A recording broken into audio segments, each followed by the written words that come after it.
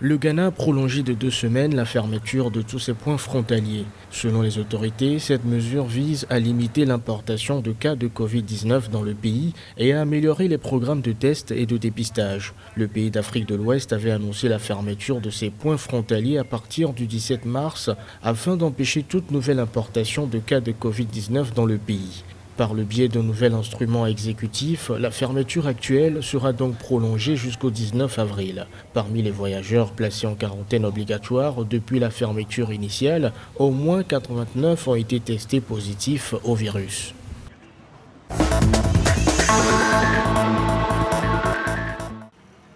L'Ouganda a signalé ce vendredi 3 avril 3 nouveaux cas de Covid-19, ce qui porte à 48 le nombre total de cas confirmés dans ce pays d'Afrique de l'Est. Le président ougandais Yoweri Museveni, dans une allocution télévisée, a déclaré que sur les 419 échantillons testés par le ministère de la Santé, 3 se sont révélés positifs au Covid-19.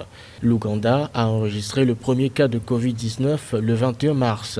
Le pays a déjà mis en place une série de mesures pour endiguer la propagation de la maladie, notamment un couvre-feu de nuit, l'interdiction des transports privés et publics et la fermeture des points d'entrée aux frontières.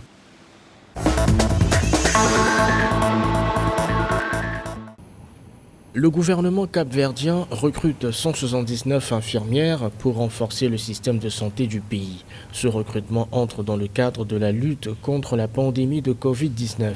Les autorités capverdiennes ont rassuré que la rémunération des professionnels de santé et leur assurance vie durant cette phase de combat au Covid-19 seront intégralement maintenues. Le chef du gouvernement a également informé qu'ils étaient en contact avec certains pays comme la Chine et Cuba afin de fournir les spécialistes dont le Cap-Vert a besoin dans cette lutte. Le Cap-Vert a enregistré jusqu'à présent 6 cas positifs de Covid-19, 4 sur l'île de Boa Vista et 2 dans la ville de Praia. Le premier cas confirmé dans ce pays est décédé.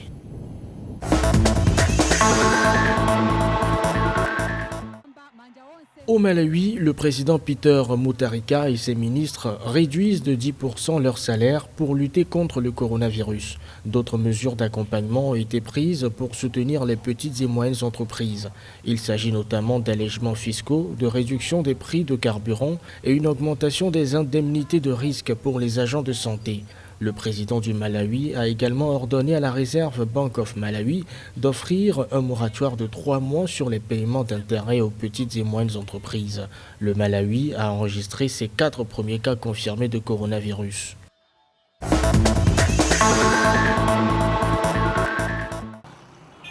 Le Fonds monétaire international autorise le décaissement de 131,3 millions de dollars au Togo. Ce fonds devrait permettre au pays de faire face aux répercussions humaines et économiques de la pandémie du nouveau coronavirus. Le décaissement représente presque le quadruple du montant prévu dans le cadre de l'achèvement de la 6e revue des programmes soutenue par la facilité de crédit élargie au Togo. 36 cas de Covid-19 ont été recensés dans le pays, soit 24 patients sous traitement, 10 personnes guéries et 2 décès.